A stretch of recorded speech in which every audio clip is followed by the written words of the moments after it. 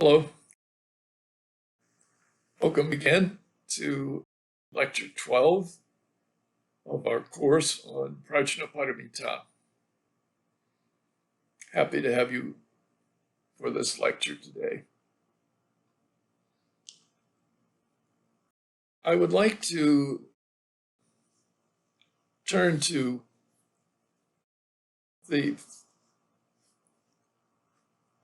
the negative side, if you will, in terms of the story of the Prajnaparamita.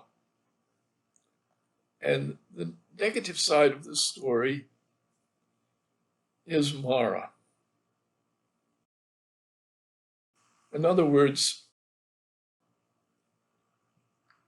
we're told that one of the great enemies of the perfection of wisdom is Mara, who tries his best to destroy the teaching, to make sure that it never gets off the ground.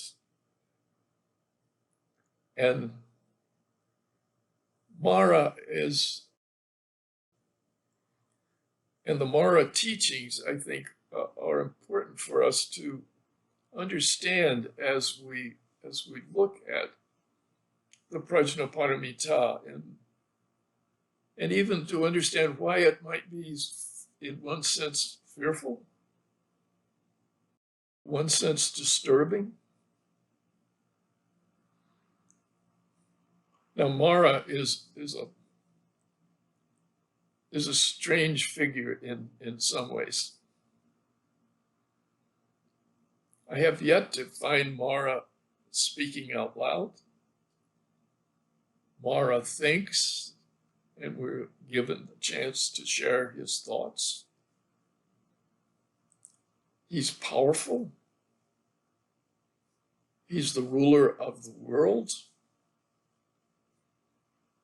In many ways, it is the world in which we live. We live in a world in which we have to make a living, have to search for some kind of success, have to face all the issues of old age, illness, death. And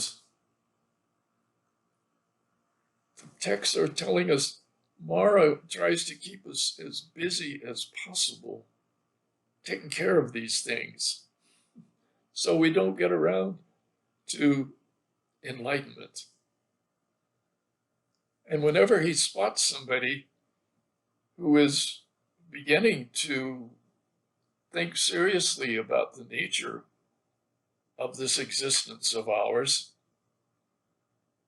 and is about to perhaps move into a whole different way of looking at the world, as far as Mara is concerned, this is dangerous because then they won't pay attention to him. They'll no longer be under his control. And so Mara is constantly worried about this. One of the things that Mara does, and I think that the Prajnaparamita text here really spells this out very well. Mara doesn't always come to you with fear and trembling, but I always like to think of it as Mara kind of creeps up behind us and whispers in our ear. And I think Mara whispers in my ear sometimes, "You're working too hard. Why do you do this? It's too hard. Come on. Why don't you go watch a movie? Turn on Netflix.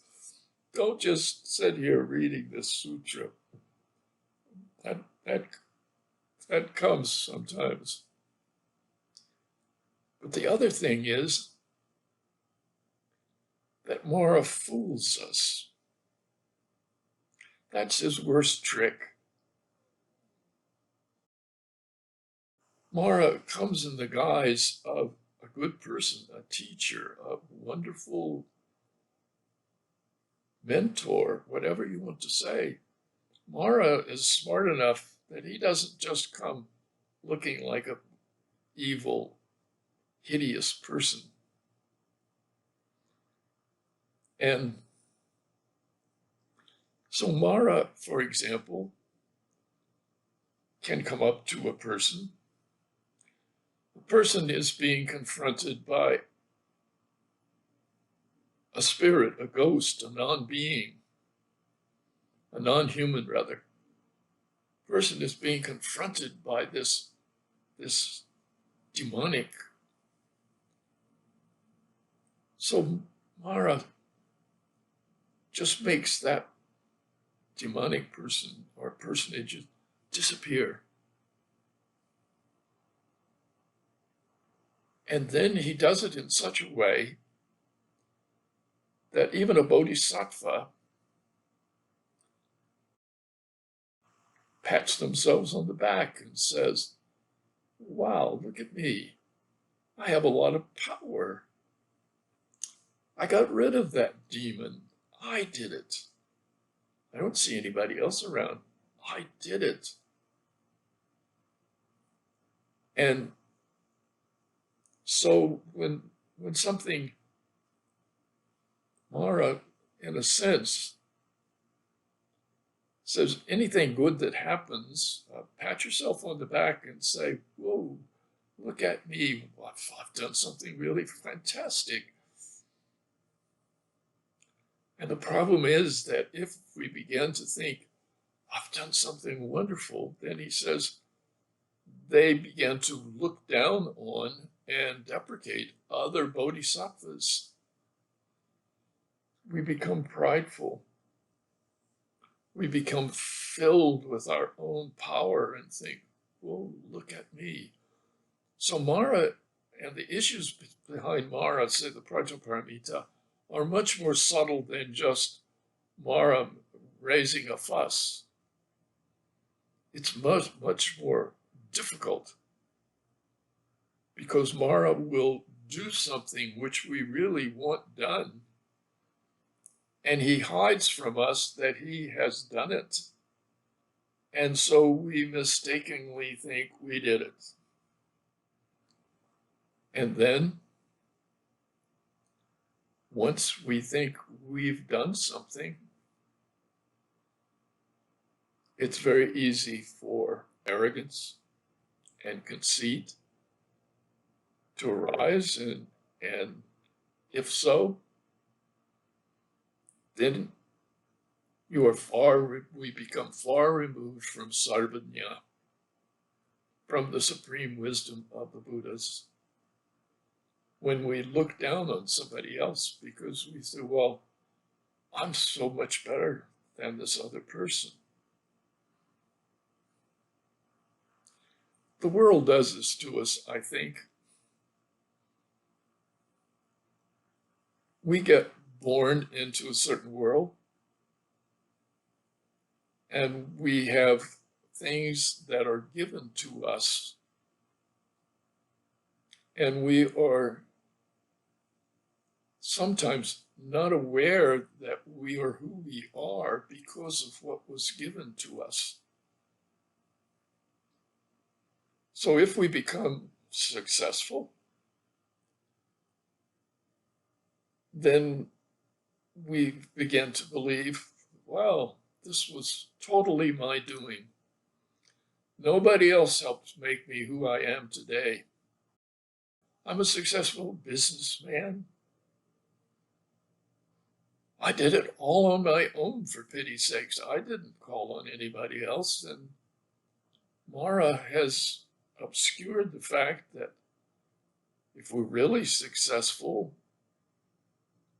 we're using roads, we're using schools, we're using our education, we're using all our communal gifts. We are dependent on those for this success, but we are blind to it. We become blinded. And so we become arrogant.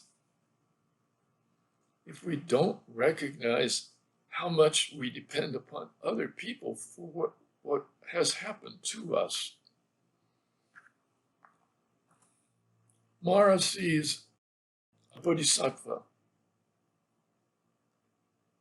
engaged in practicing solitude. When we've gone off by ourselves, we're trying to meditate alone and we're trying to have this solitude. Then Mara begins to worry because, oh, maybe if this person has this solitude and has this practice, they will get some insights which will remove them from me. So he doesn't go and try to say, growl and be like an animal to chase us away from the solitude. It's more subtle.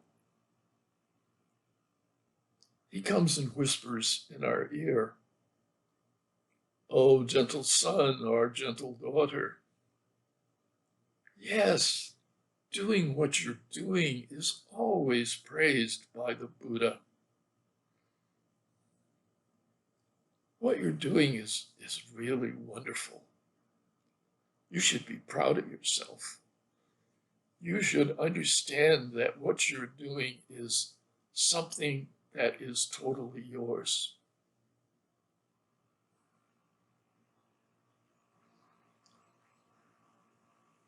The Buddha says to Subhuti, "I don't teach that a bodhisattva who secludes themselves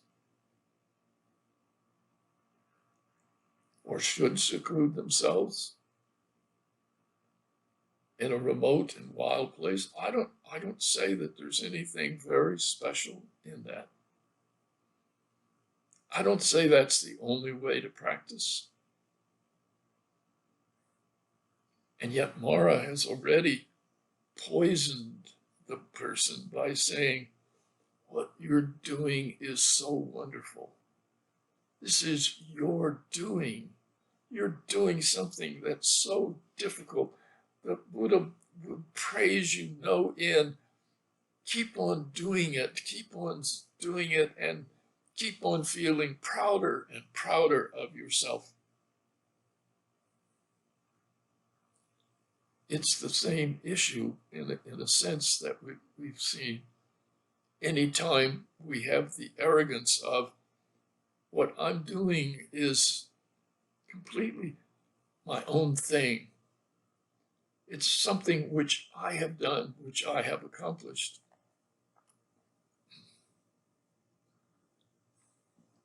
So the minute I begin to feel proud of what I'm doing and to say, I'm really something. I am doing this thing, and isn't it wonderful? And the Buddha comes back, and this is a challenge. This is a challenge to the whole way in which Buddhism is practiced.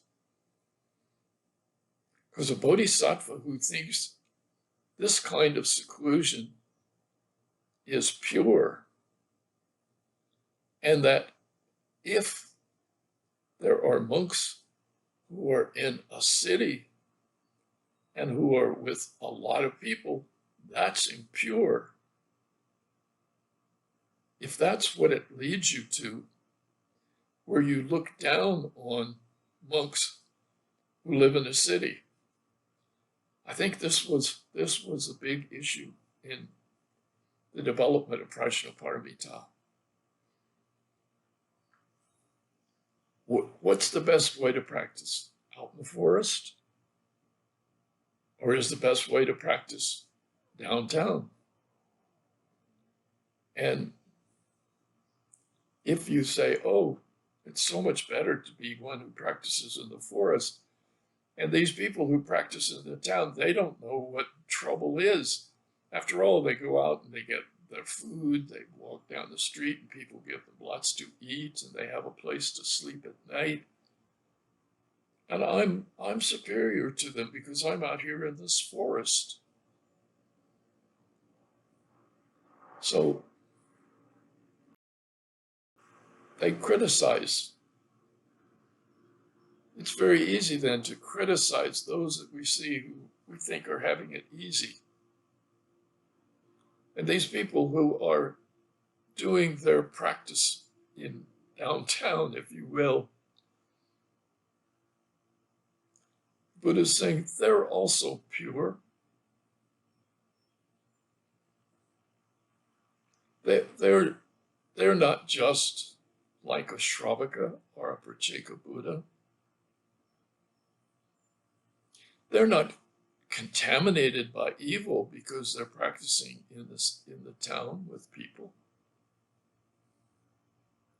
They don't have unwholesome mental states. They attain the meditative states of release. They can do samadhis. They have the powers of spiritual wisdom. And they understand Prajnaparamita. So the big argument that arises is Mahayana from forest dwellers, or is it from people who live downtown? And scholars enter into this argument and take one side or the other. The Prajnaparamita Sutra that we read here, the same argument was going on. Who's the best? Where do you get the best message? Do you get it from somebody who's practicing downtown, or do you get it from somebody who's sitting out in the forest? And the Prajnaparamita says, don't think that way.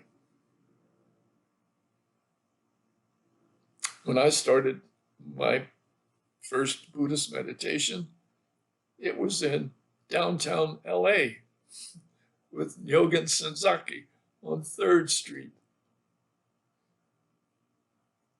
And if I had thought, oh, but it'd be much better if I could find somebody who's practicing at Tahoe or in the mountains or in a wilderness, why would I come to this monk who's living on 3rd Street in downtown LA? How can he know anything about wisdom? Yet I think he was perhaps the wisest person I've ever known.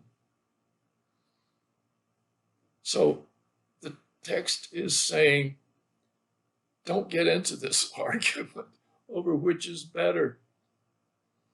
You're going to find good, wise, enlightened people in every situation.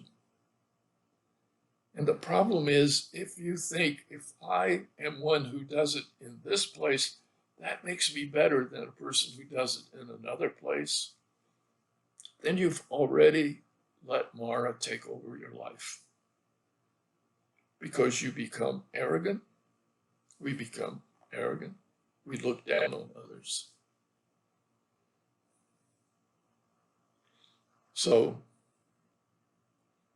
that's why it says, O Subhuti, Mara the malicious will approach a bodhisattva who's trying to practice out there in the wilderness. It says, excellent, excellent. This practice of yours, this is true. You got it right. You're the ones that are praised by the Buddha. And you're going to swiftly realize full perfect enlightenment. Good for you. Good for you. Do it. Do it. And yet this idea in the Prajnaparamita is to say, you got to really beware of this idea of Mara, to say that what you do is superior to what somebody else does.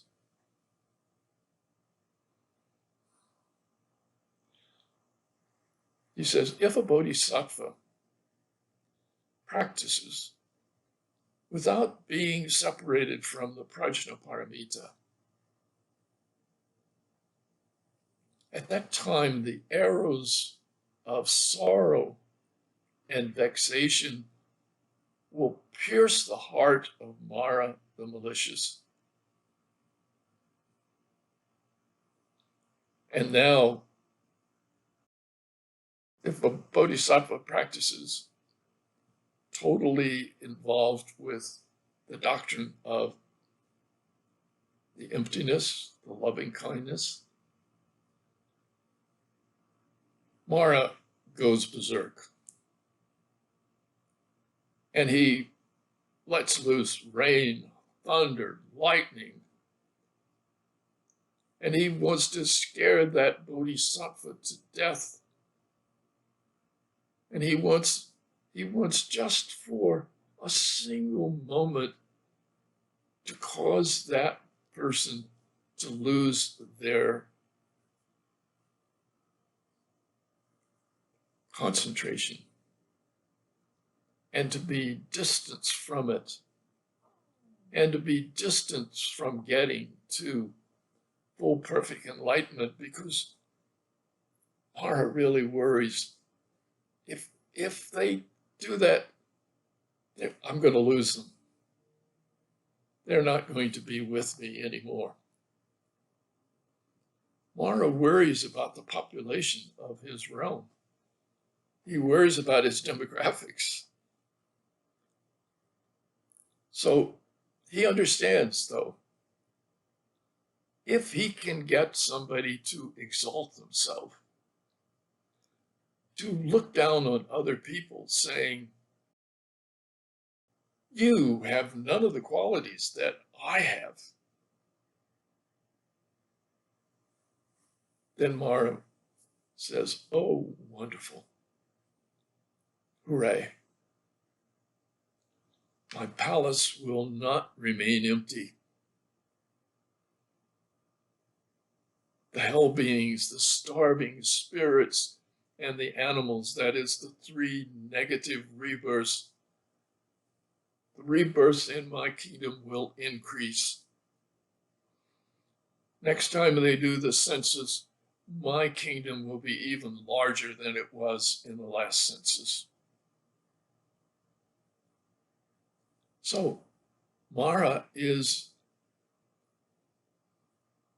determined to try to keep the bodhisattva from achieving that loving kindness, that idea of the emptiness of the barriers and the distinctions between oneself and others in terms of achievements. So finally, the Buddha tells his disciples, there are two ways in which Mara cannot harm you. There are two things that you can do if you worry about Mara whispering wrong things in your ear, telling you what you're doing is wonderful, what other people are doing is not so wonderful, saying, what you're doing is really special. You're something, aren't you? The cat's meow. So what are the two things that you can do to avoid this? First, to understand that the nature of reality is that everything is empty, in the sense that the way in which I look at things as permanent and existing and long-lasting is not the way they are. My perception of the thing is not the thing itself. That's one thing you have to do, always in Buddhism. Deal with how you perceive the world. Understand how you perceive the world. Understand that our perception of the world is not the thing itself. And then there's another thing, and this is the loving compassion which follows that. you do not abandon any living being. You do not find yourself saying, I don't want to have anything to do with that person because they're different than me. And it's so easy to abandon. I think in our own country, we're struggling so much with the divisions that have grown up between us, to the degree that we abandon others because of they have a different opinion from us. And Mara is very happy when that happens, according to the Prajnaparamita. And so the Buddha smiles again, gently. I love the term, gently smiled. And a gentle smile is not making fun. A gentle smile is what you do if you see a child and they are doing something and you just have to gently smile. And when the Buddha smiles, then rays of blue and yellow and red and white and colors spring forth, and these rays of light radiate and permeate the whole of the universe as high up as the Brahma heavens, and they come roaring back down and they circle the body 3 times and they enter into the crown of the head, and we are. That smile means that the power of enlightenment is directed toward us. So when the Buddha smiles, and I think whenever you see an image where the Buddha is smiling, I hope in the future you'll understand that's probably very important that they made an image where he's smiling. He's not weeping, he's not moaning, he's not gloating. He's just gently smiling. But what a powerful thing that gentle smile is.